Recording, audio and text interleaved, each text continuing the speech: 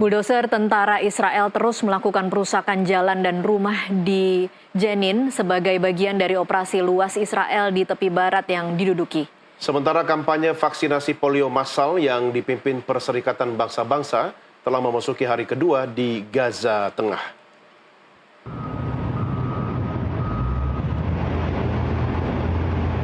Israel mengerahkan bulldozer untuk menghancurkan jalanan dan rumah di Jenin, Palestina.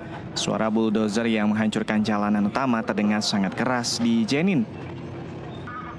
Dilansir Al Jazeera, warga Palestina yang mengungsi menyebut pengerusakan oleh Israel itu lebih parah dari yang dibayangkan. Ini bukan kali pertama pasukan Zionis Israel menghancurkan dan merobohkan jalan dan rumah. Namun aksi keji tentara Zionis Israel ini dilakukan dalam skala yang besar. Warga Palestina mengatakan tujuan utama operasi militer Israel ini adalah penghancuran. Mereka menilai Israel menghancurkan fasilitas di Jenin bukan untuk urusan keamanan. Sementara kampanye 3 hari pertama di wilayah tengah Gaza untuk melindungi sekitar 640.000 anak muda Palestina dari penyakit yang sangat menular ini dilakukan setelah otoritas kesehatan mendeteksi kasus pertama polio di Gaza dalam 25 tahun.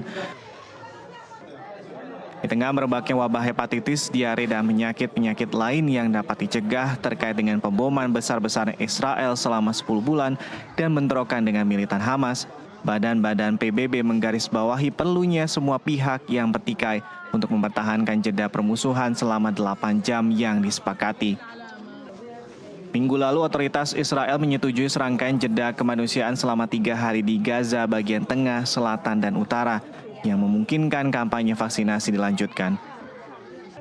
Lebih dari 1,2 juta dosis vaksin telah dikirimkan ke Gaza dengan tambahan 400.000 dosis diharapkan segera dikirimkan. One of the biggest problems we're having and one of the biggest challenges is actually safely distributing the vaccination, because we have some areas in these so-called humanitarian pause zones, which means between the hours of 6 a.m. and 2 p.m. there needs to be no fighting and temporary ceasing in fighting. But outside of these zones, of course, and still in the middle area, we are still struggling to get access to facilities and access to families and children in those areas.